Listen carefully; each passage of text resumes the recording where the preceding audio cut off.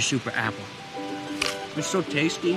Pada tahun 1990 di Amerika Serikat, kisah akan berfokus pada seorang pemuda bernama Chris yang baru saja lulus dari salah satu universitas bergengsi di Atlanta dan dihadiri kedua oleh orang tuanya serta adik perempuannya, lengkap dengan kebahagiaan Chris yang mungkin tidak bisa dirasakan oleh sebagian orang yang kurang beruntung di belahan dunia lain. Mereka pun pergi ke restoran untuk merayakan kelulusan sebagai hadiah spesial. Sang ayah bermaksud akan memberikan mobil baru menggantikan mobil Datsun tuanya yang nampak sudah karatan. Alih-alih akan senang, justru niat baik ayahnya harus berakhir dengan sedikit perdebatan ketika Chris yang punya prinsip hidup sederhana dan tak bermewah-mewah pun mengaku tidak membutuhkannya karena masih bisa jalan, jarang mogok, dan jika bapak dan ibu malu sama tetangga atau orang sekitar karena anaknya punya mobil rongsokan, ya itu urusan mereka. Kenapa harus kita yang repot? Tidak salah memang pemikiran si Chris ini, hanya saja dalam hal ini bapak dan ibunya pun hanya ingin memberikan hadiah spesial. Saking bahagianya mereka kepada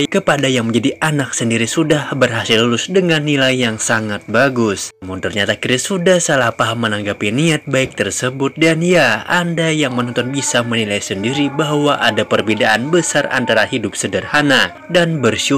Bapak, ibu, dan adik perempuan pun pulang kembali ke rumah mereka di luar kota. Sementara Chris yang tinggal di apartemen nampak sedang merencanakan sesuatu untuk pergi meninggalkan kehidupannya yang sekarang. Chris berencana menghilang dengan alasan ingin hidup sederhana tanpa ketergantungan pada uang orang tuanya. Ia mendonasikan uang tabungannya sebesar $20.004 atau senilai dengan 300 juta lebih kepada yayasan dan melenyapkan seluruh identitasnya agar benar-benar menjadi orang bebas tanpa terikat dengan hukum dan aturan dunia modern. Dengan mobil Datsunnya, Chris pun berencana untuk pergi ke Alaska, hidup dengan alam. Di sana dengan sedikit bekal uang receh yang dimiliki, Chris yakin bisa bertahan hidup tanpa harus bergantung kepada kemewahan dan materi yang sering ditawarkan oleh kedua orang tuanya. Singkat cerita, malam pun tiba ketika Chris sedang istirahat di salah satu tempat. Tak disangka terjadi banjir bandang yang membuat mobilnya tidak bisa lagi digunakan. Dan sungguh apesnya, Chris pun membakar sisa uang yang ia miliki dan benar-benar menggantungkan hidupnya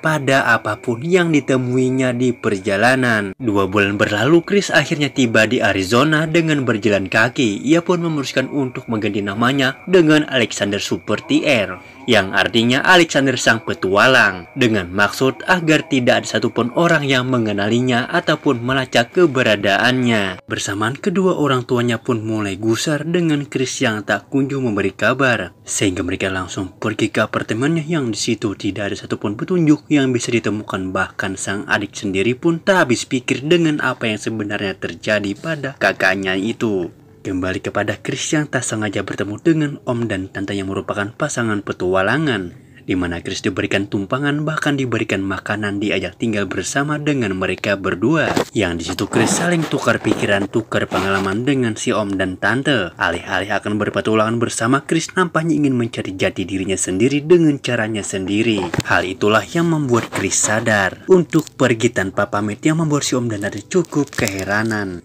Kembali berjalan tanpa arah dan tujuan yang pasti, Chris akhirnya bertemu dengan orang yang baru, kita panggil saja si petani. Sama seperti si om dan tante, si petani pun memperlakukan Chris dengan sangat baik, bahkan mengizinkannya untuk bekerja